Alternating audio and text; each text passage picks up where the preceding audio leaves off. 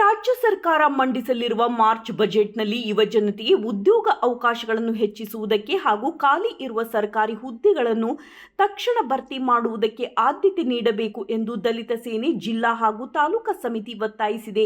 ಈ ಸಂದರ್ಭದಲ್ಲಿ ದಲಿತ ಸೇನೆಯ ಜಿಲ್ಲಾಧ್ಯಕ್ಷರಾದ ಉಡ್ಚಪ್ಪ ಅವರು ಮುಖ್ಯಮಂತ್ರಿಗಳಿಗೆ ಮನವಿ ಪತ್ರವನ್ನು ಗಂಗಾವತಿ ತಹಶೀಲ್ದಾರರ ಮುಖಾಂತರ ಸಲ್ಲಿಸಿ ಮಾತನಾಡಿದರು. ರಾಜ್ಯದಲ್ಲಿ ಲಕ್ಷಾಂತರ ವಿದ್ಯಾವಂತ ನಿರುದ್ಯೋಗಿ ಯುವಕರು ಸರ್ಕಾರಿ ಉದ್ಯೋಗಕ್ಕಾಗಿ ಹಲವು ವರ್ಷಗಳಿಂದ ಪರೀಕ್ಷೆಗಳಿಗೆ ಸಿದ್ಧತೆ ಮಾಡಿಕೊಂಡು ಹಾಜರಾಗುತ್ತಿದ್ದರೂ ನೇಮಕಾತಿ ಪ್ರಕ್ರಿಯೆಗಳು ವಿಳಂಬವಾಗುತ್ತಿರುವುದು ಆತಂಕಕಾರಿ ಬೆಳವಣಿಗೆಯಾಗಿದೆ ಎಂದು ಅವರು ಹೇಳಿದರು. ಸರ್ಕಾರ ನೇಮಕಾತಿ ಪ್ರಕ್ರಿಯೆಯನ್ನು ಪಾರದರ್ಶಕ ಹಾಗೂ ಸಮಯಬದ್ಧವಾಗಿ ಪೂರ್ಣಗೊಳಿಸಿ ಯುವಕರಿಗೆ ನ್ಯಾಯಯುತ ಉದ್ಯೋಗ ಅವಕಾಶಗಳನ್ನು ಒದಗಿಸಬೇಕು ಎಂದು ಆಗ್ರಹಿಸಿದರು. ಶಿಕ್ಷಣ, ಆರೋಗ್ಯ, ಪೊಲೀಸ್, ಗ್ರಾಮೀಣ ಅಭಿವೃದ್ಧಿ ಹಾಗೂ ಸಮಾಜ ಕಲ್ಯಾಣ ಸೇರಿದಂತೆ ವಿವಿಧ ಇಲಾಖೆಗಳಲ್ಲಿ ಸಾವಿರಾರು ಹುದ್ದೆಗಳು ಖಾಲಿಯಾಗಿರುವುದರಿಂದ ಸಾರ್ವಜನಿಕ ಸೇವೆಗಳ ಮೇಲೆ ಗಂಭೀರ ಪರಿಣಾಮ ಬೀರುತ್ತಿದೆ ಎಂದು ತಿಳಿಸಿದರು.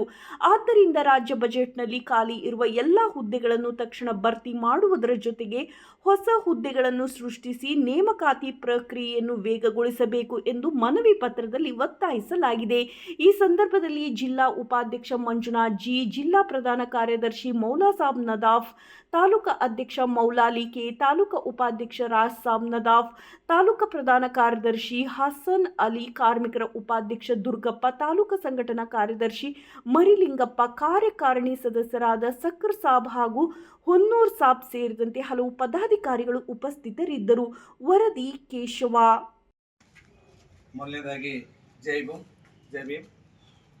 ನಮ್ಮ ಬುದ್ಧ ಬಸವ ಅಂಬೇಡ್ಕರ್ ನಿಮಿತ್ತ ಇವತ್ತೇನು ನಮ್ಮ ದಲಿತ ಸೇನೆ ಸಂಘಟನೆ ಕಡೆಯಿಂದ ಇವತ್ತು ನಾವು ನಮ್ಮ ತಹಸೀಲ್ದಾರ್ ಮುಖಾಂತರ ಮಾನ್ಯ ಮುಖ್ಯಮಂತ್ರಿಗಳಿಗೆ ಇವತ್ತೊಂದು ನಾವು ಮನವಿ ಪತ್ರವನ್ನು ಸಲ್ಲಿಸಲಿಕ್ಕೆ ಬಂದಿದ್ದೇವೆ.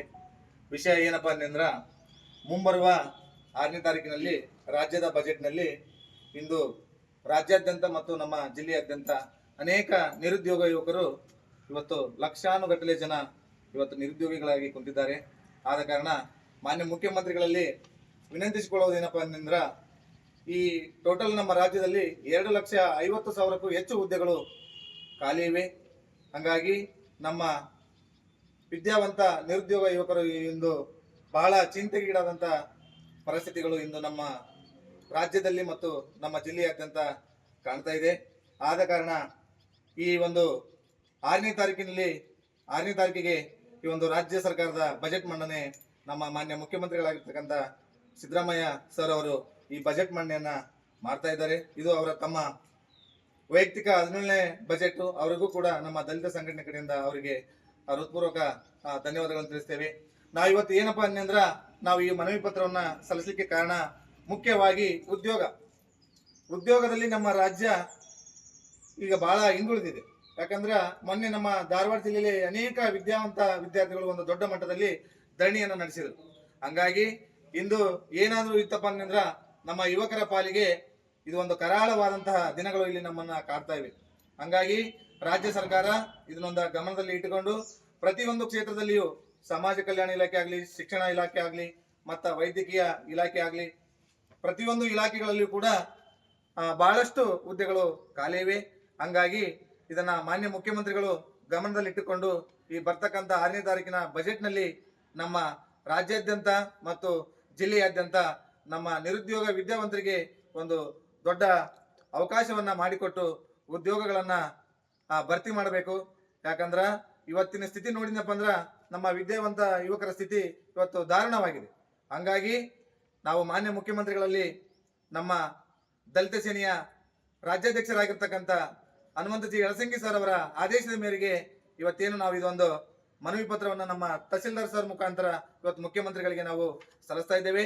ಹಂಗಾಗಿ ಮತ್ತೊಮ್ಮೆ ನಾವು ಮುಖ್ಯಮಂತ್ರಿಗಳಲ್ಲಿ ಮತ್ತೊಮ್ಮೆ ಅವರಲ್ಲಿ ದಯಮಾಡಿ ಕೇಳಿಕೊಳ್ಳುವುದಿಷ್ಟೇ, ರಾಜ್ಯಾದ್ಯಂತ ನಿರುದ್ಯೋಗ ಯುವಕರ ಕಡೆ ಗಮನ ಹರಿಸಿ ಬಜೆಟ್ನಲ್ಲಿ ಮುಖ್ಯವಾಗಿ ನಮ್ಮ ನಿರುದ್ಯೋಗ ಯುವಕ ಯುವತಿಯರಿಗೆ ಇದೊಂದು ಅವಕಾಶವನ್ನು ಮಾಡಿಕೊಟ್ಟು ಬಹಳಷ್ಟು ಉದ್ಯೋಗಗಳನ್ನು ಬಜೆಟ್ನಲ್ಲಿ ಮಂಡನೆ ಮಾಡಿ ಬೇಗನೆ ಈ ಒಂದು ಉದ್ಯೋಗಗಳನ್ನು ಜಾರಿಗೊಳಿಸಿ ಶೀಘ್ರವೇ ಅವರಿಗೆ ಒಂದು ಚಿಂತೆಯಿಂದ ದೂರ ಮಾಡಿ ನಮ್ಮ ರಾಜ್ಯವನ್ನ ವಿದ್ಯಾವಂತರಿಗೆ ಸಬಲೀಕರಣವನ್ನಾಗಿ ಮಾಡಬೇಕಂತಂದು ಹೇಳಿ ಮಾನ್ಯ ಮುಖ್ಯಮಂತ್ರಿಗಳಲ್ಲಿ ಕೇಳ್ತಾ ನಾನು ನನ್ನ ದಲಿತ ಸೇನೆಯ ಒಂದು ಜಿಲ್ಲಾಧ್ಯಕ್ಷರಾಗಿ ನನಗೆ ಈ ಮನವಿಯನ್ನು ಸಲ್ಲಿಸಲಿಕ್ಕೆ ನಮ್ಮ ಎಲ್ಲ ಪದಾಧಿಕಾರಿಗಳು ಆಗಮಿಸುತ್ತಾರೆ.